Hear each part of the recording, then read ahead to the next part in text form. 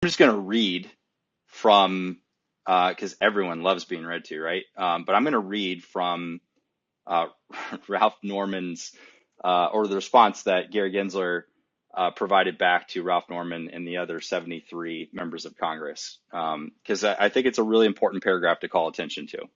Give me 1 second. Yeah, this is such a joke.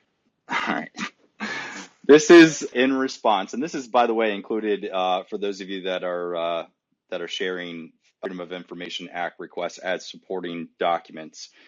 This one is included within Wally's FOIA that included congressional staff communications with the SEC, but it's on Ralph Norman's Twitter page if you haven't seen, and I think it's actually posted to sec.gov. But Gary Gensler responded famously 6 days late to a deadline for that open letter response. So on February 6th, 2024, he sends a response, and I'm just going to read the last paragraph of it's really only a 2-page, and really, I'm being generous. It's a 1-page document with the signature on the end. But I'm going to call attention to a couple things. But I'm going to read the first few sentences of the last paragraph on page 1.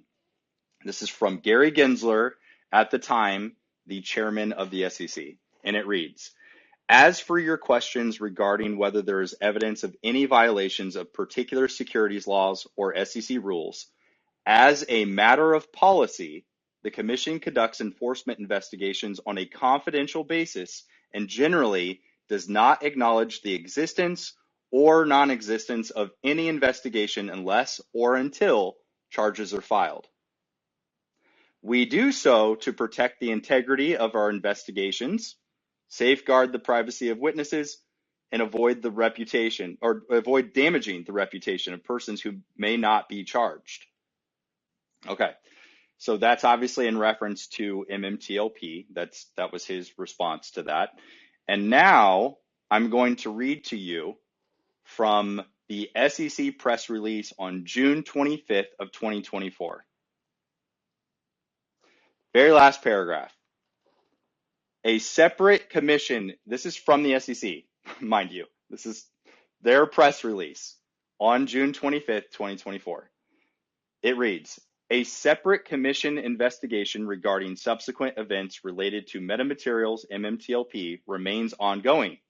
If you are an individual with information related to this investigation or any other suspected fraud and you wish to contact the SEC staff, please submit a tip to sec.gov." Why is that important?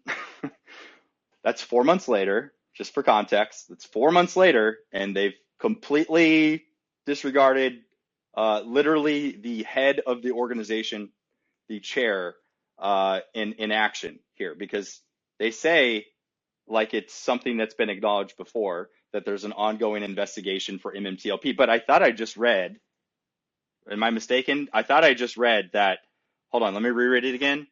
It says the commission conducts enforcement investigations on a confidential basis and generally does not acknowledge the existence or non-existence of any investigation unless or until charges are filed. Well, I think that flies in the face of what you just said, right? And then simultaneously, he did say that more than once in the Senate Banking Committee testimony where he's answering questions from Mike Crapo. And that was in September of 2023. Trading halt. They didn't seek the SEC's advice or permission on that. That is something that they did separately in that matter. So is the SEC not investigating these actions at all? The SEC's role is to investigate many things in the capital markets. We don't speak to specific investigations, but this question relates to you or FINRA or both. But the investors have asked for the aggregated audited share count for the MMTLP and for the blue sheet data to ascertain whether MMTLP shares were subject to counterfeit and naked short selling. Have FINRA and the SEC analyzed MMTLP for any potential fraud or wrongdoing? We seek to analyze fraud and wrongdoing wherever it might be in our capital markets, and certainly we're well aware of these matters, but I can't speak about specific possible investigations or even confirm or deny whether we have them, because I can't speak about specific possible investigations or even confirm or deny whether we have them, because I can't speak about specific possible investigations or even confirm or deny whether we have them, because it protects the markets. That, you know, when we sometimes close an investigation and we don't find something, but certainly we could follow up staff about the specific questions about data. All right. Am I hearing you say, though, I do believe I'm hearing you say that there could be an investigation underway, but you can't give data about it. But if there is an investigation underway into these matters, and if that investigation finds answers, is that information not going to be made available to the public? We only make information as a result of any investigation public if we either settle or bring charges in competent courts. And that really helps protect the public and protects individuals when we don't bring charges. Well, then how are investors and, frankly, Congress to know whether you have even undertaken such an investigation or whether such an investigation has resulted in any outcome? Again, part of, I think, the trust in our capital markets as being a cop on the beat, but also when we close investigations that do not result in either litigation or a settlement, that's really between those various registrants or market participants, that it's been closed, and they have a right to say if it's been closed or not. So we have before his letter, we have after his letter, two examples, but maybe the best example is within Wally's FOIA, you know, where the SEC does not acknowledge the existence or non-existence of any investigations, you know, to protect integrity. Let me read the last part of Gary Gensler's letter.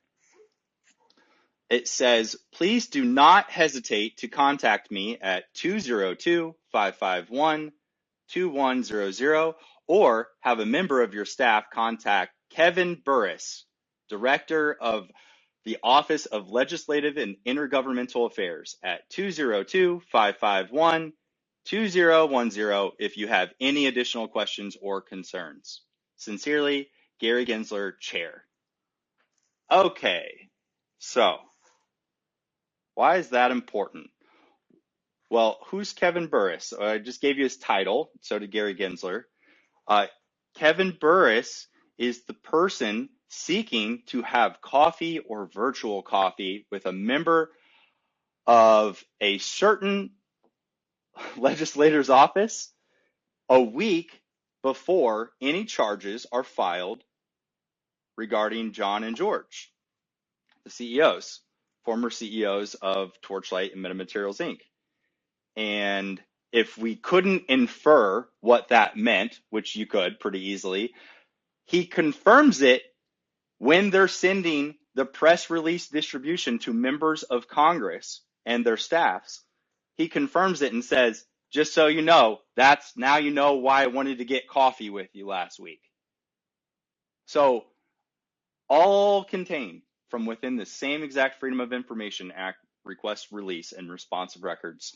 You have Gary Gensler saying one thing, doing another, saying as a matter of policy and stating the policy reasoning that they don't comment on even the non-existence of investigations, nevertheless the existence of them. While literally before, during, and after the same affected period, they are doing just that. They are talking about it. So this is merely a means of the same thing that we're getting when we're sending Freedom of Information Act requests. This is a means of sidestepping transparency. When you get to say and play it when it's convenient to you and say, well, you know, there could be an investigation related to this, so I can't speak on anything to do with these matters. Cool. That's a wonderful broad crutch that you get to lean on at any given point in time. But then when it's convenient for you to do so, you can acknowledge that there's an investigation into matters related to MMTLP. That's interesting. That's a pretty indefensible position taken by the same person at the top of an organization a multitude of times. That's the hypocrisy that we're dealing with. That is complete lack of accountability and transparency. So those are the things that I think are really important when we're escalating to the SEC, who, basically got to point at FINRA this entire time and act like it was someone else's decision and they're not involved with that. They're just involved in ensuring that FINRA upholds their own rules and that they abide by them, until they're working in concert before, during, and after the halt meeting, while you could rectify the situation and choosing not to. I think they're pretty well caught here in an indefensible position. But the luxury that we have and the importance of filing these complaints now is at the top of the SEC, you have a leadership change. And yes, I think, although it's not plausible to claim ignorance, I don't think the size and scale of the problem could truly be felt without some kind of representative population of complaints. So as directed by both the SEC, which you just heard me read off the PR, this is from the SEC, or SEC Commissioner Hester, literally on Charles Payne's show. This MMTLP, which apparently the company was supposed to offer a preferred dividend and the Nexbridge hydrocarbon. And about 4 days before all of this was going to start to go down, the stock was abruptly halted and delisted.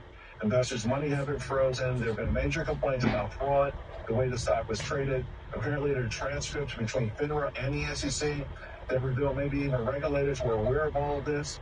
So how do you explain the injustice of this case? I think the big issue that and I've certainly heard those concerns, and I think the big issue that we need to take from this is we need to do a better job communicating about what happens when certain actions happen. What happens with this particular case? Will they release the FINRA blue sheets for MMTLP? I mean, can we get a sort of post-mortem right now? People are talking about this. People say my money is frozen, that they see this as a deliberate attempt once again to derail regular investors.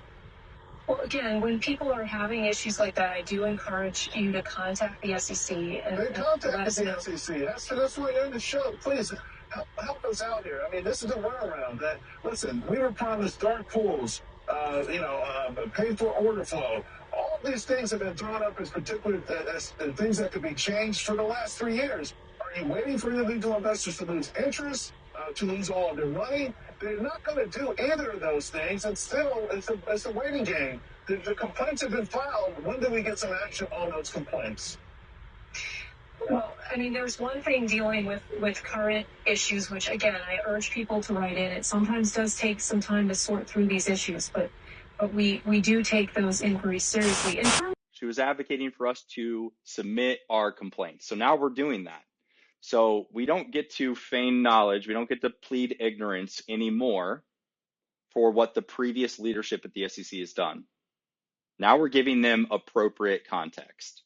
What will they do with it? We're doing our part to escalate. What will they do with it? I think when there is zero coincidence that the reason it was brought up day one as an executive order and why I thought it was so important to bring attention to it, the SEC is the second listed organization, second federal government entity listed behind the DOJ for weaponization of federal government. And again, thank you for the refresher, Artburn, in your really long 30-something minute video. I rewatched the entirety of J.D. Vance in, Senate Banking discuss the weaponization of federal government, specifically pertaining to the SEC in regards to Digital World Acquisition Corp. And obviously the company, what became Truth Social and Trump Media and Technology Group. So that was a refresher for me, and it's great that was called out to the extent that it was. another observation here.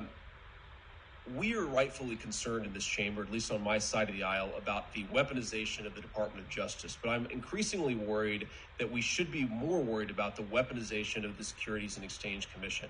It looks more and more like not an impartial regulatory body protecting investors and consumers, but a regulatory body that it's using its power to silence and immiserate political rivals of the current president of the United States.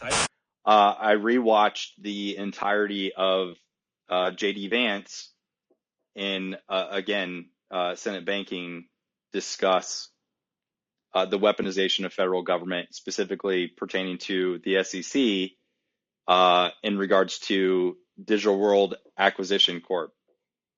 And obviously the company, what became Truth Social and Trump Media and Technology Group. So that was a refresher for me, and it's great that was called out to the extent that it was. I think we've all seen it. It's different when you have people in power that have been victims of it, and when you provide, again, this mountain of evidence, and you put it in appropriate context, it is extremely powerful. It's extremely compelling, and it is, quite frankly, I've tried, because we do this. You try to put yourselves in the shoes of your enemy, and make no mistake, they have been our enemy. They've been enemies of transparency this entire time. So if you want to just put it at that, but you put yourself in the shoes of your adversary, and I don't see how they sidestep this at all. Not the previous admin. And maybe that's their goal. The current administration is to call out the shortcomings of the previous administration.